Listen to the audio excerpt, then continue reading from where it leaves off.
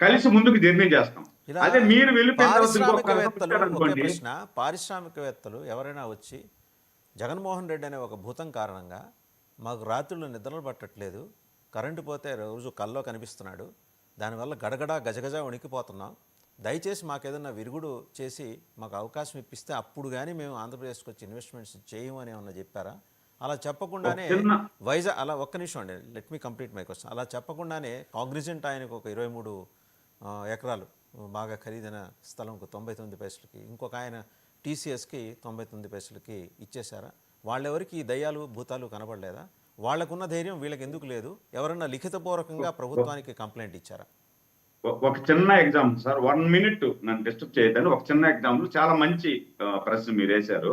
ఇప్పుడు మాకు తిరుపతికి ఆనుకొని అమర్ రాజా సంస్థ ఉంది సార్. అమర్ రాజా సంస్థ గౌరవ మాజీ ముఖ్యమంత్రి ఎన్టీ రామారావు గారి అమృత హస్తాల నుండి ప్రారంభమై దాని తర్వాత రాజశేఖర్ రెడ్డి కూడా బ్యాటరీ ప్లాంట్ దాంట్లో ప్రారంభించారు.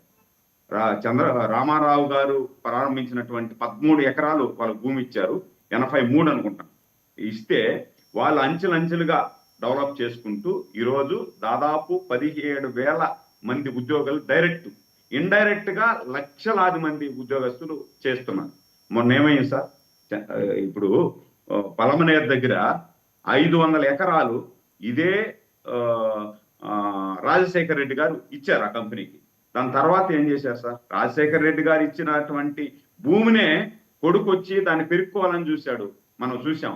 ఆ భయానికి వాళ్ళు ఏం చేశారు, 9,000 కోట్ల రూపాయలు తెలంగాణలో పెట్టుబడి పెట్టారు, 9,000 కోట్ల రూపాయలు చెన్నైలో పెట్టుబడి పెట్టారు. అంటే దాదాపు 18,000 okay second sir please okay second. దాదాపు 18,000 కోట్ల రూపాయలు ఈ రాష్ట్రం నుండి బయటకు వెళ్ళిపోయాయి. అదే విధంగా ఇప్పుడు రిలయన్స్ కంపెనీ, అంటే తిరుపతి ఆనుకొని ఎయిర్పోర్ట్ దగ్గర రిలయన్స్ కంపెనీకి 70 ఎకరాలు ఇచ్చారు.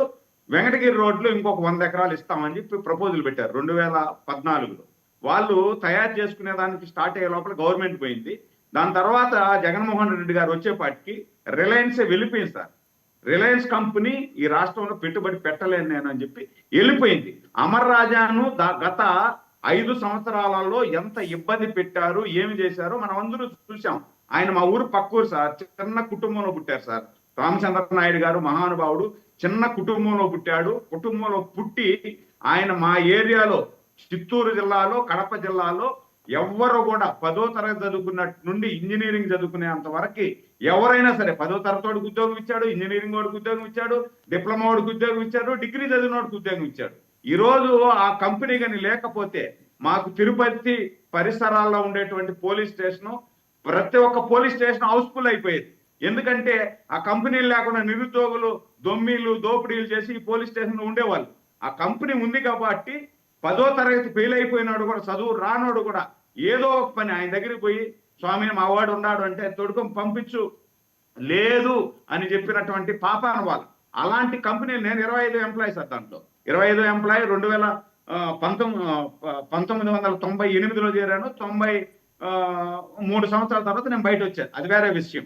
అంత అద్భుతమైన కంపెనీ ఈ రాష్ట్రాన్ని వదిలేసి వెళ్ళిపోతా ఉంది. ఎందుకు వెళ్ళిపోయింది అంటే, నేను పేర్లు చెప్పడం లేదు కానీ ఎందుకు వెళ్ళిపోయింది అనేది మిగతా వాళ్ళు కూడా ఇన్వెస్టర్లు అర్థం చేసుకుంటారు కదా.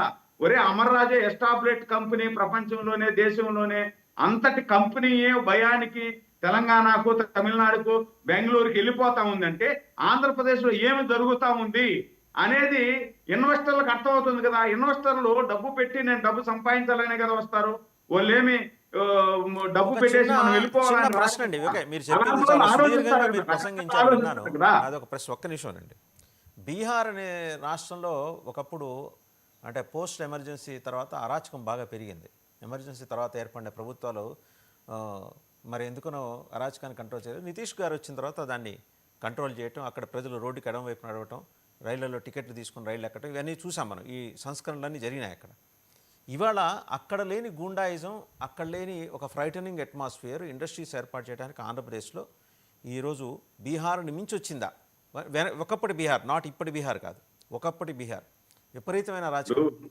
ఆ చంబల్లో వాళ్ళందరూ వైసీపీ రూపంలో ఇక్కడికి వచ్చేసారా సార్? ఇప్పుడు బీహార్లో స్టాండర్డ్ గవర్నమెంట్ ఇది మూడోసారి. మూడోసారి అక్కడే ఉంది కాబట్టి దాన్ని సంస్కరణ చేయగలిగారు. నేను తీసుకున్న నిర్ణయాలను కంటిన్యూ చేసుకొని ముందుకు రాగలిగారు. ఇక్కడ ఆంధ్రప్రదేశ్లో ఆ మాది లేదు కదా సార్. నేను చేసింది మీరు వచ్చిన తర్వాత దాన్ని మారుస్తున్నారు, మీరు పోయిన తర్వాత ఇంకొకరు వస్తే ఇంకొకరు మారుస్తున్నారు. అంటే స్టాండర్డ్ గవర్నమెంట్ అనేది ఒక 10-15 సంవత్సరాలు కానీ ఉండగలిగితే మనం నాటిన చెట్టు మహావృక్షం అవుతుంది. మనం తీసుకొచ్చినటువంటి సంస్కరణలు బ్రహ్మాండంగా తయారవుతాయి. కోయిలేషన్ గవర్నమెంటే ఉంది, సంకీర్ణ ప్రభుత్వమే ఉంది. మీ ఎన్డీఏ ప్రభుత్వం ఢిల్లీలో 2 ఇంజన్లు, వాళ్ళకో 2 ఇంజన్లు, మొత్తం 4 ఇంజన్ల ప్రభుత్వం అక్కడ నడుస్తుంది. మనకి ఇక్కడ నడుస్తున్నట్టే. నేను మళ్ళీ మీ దగ్గరకు వస్తా. అసలు వైసీపీ వర్షన్ ఏంటో ఒకసారి ఇందాం. జ్వాలాపురం శ్రీకాంత్ గారు, మీ విధ్వంసాలు ఎప్పుడు మానేస్తారు? మీ వల్ల రాష్ట్రానికి వస్తున్న చెడ్డ పేరు. ఇండస్ట్రియలిస్టులు వాళ్ళు జ్వరాలు తెచ్చుకుంటున్నారు, పారాసెటమాల్ వేసుకున్నా, డోలో 650 వేసుకున్నా వాళ్ళకి తగ్గట్లా. మీరేమో చేతబడులు చేస్తున్నారు. ఈ కాక ఎక్కడి నుంచో